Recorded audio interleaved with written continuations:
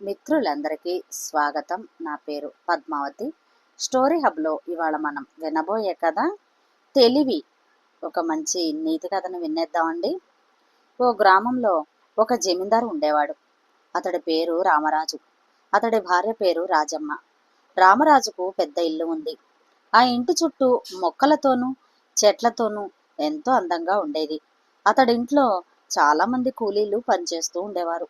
ఒకరోజు ఒకతను వచ్చి తాను అనాథనని, నాన్నవారు ఎవరు లేరని, తనకేదైనా పని ఇప్పించండని, తనకు జీతం ఇవ్వకపోయినా పర్వాలేదు, అన్నం పెడితే చాలని రామరాజు రాజమ్మల వద్ద మొరపెట్టుకున్నాడు. వారిద్దరూ దయతలచి పనిలో పెట్టుకున్నారు. అతడు రామరాజు వద్ద తన పేరు చెట్టు అని, రాజమ్మ వద్ద నీరు అని చెప్పాడు.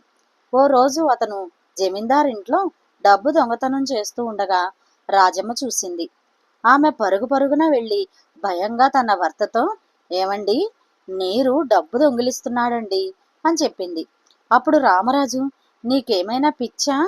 నీరు డబ్బు దొంగిలించడం ఏమిటి? నీరుకు చేతులున్నాయా కాళ్ళున్నాయా? నీకంతా పిచ్చి కాకపోతేను అని బయటకు నడిచాడు.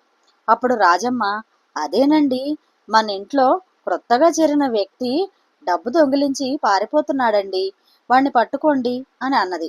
అప్పుడు రామరాజు తెల్లబోయి, ఒరే రంగా, భీముడు అనే కూలీలను పిలుస్తూ ఆ చెట్టును పట్టుకోండి అని గట్టిగా అరిచాడు. అప్పుడు ఆ కూలీలు అక్కడ ఉన్న పెద్ద చెట్టును గట్టిగా పట్టుకున్నారు. అప్పుడు రామరాజు కూలీలను, ఆ చెట్టును కాదురా, డబ్బు దొంగిలించుకుపోతున్న వ్యక్తిని పట్టుకోండిరా అనే లోపలే ఆ దొంగ తప్పించుకు పారిపోయాడు. అందుకే అంటారు, తెలివి ఒకరి సొత్తు కాదు అని. ఎలా ఉంది పిల్లలు?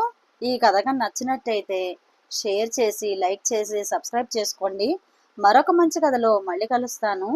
Thank you. నమస్తే.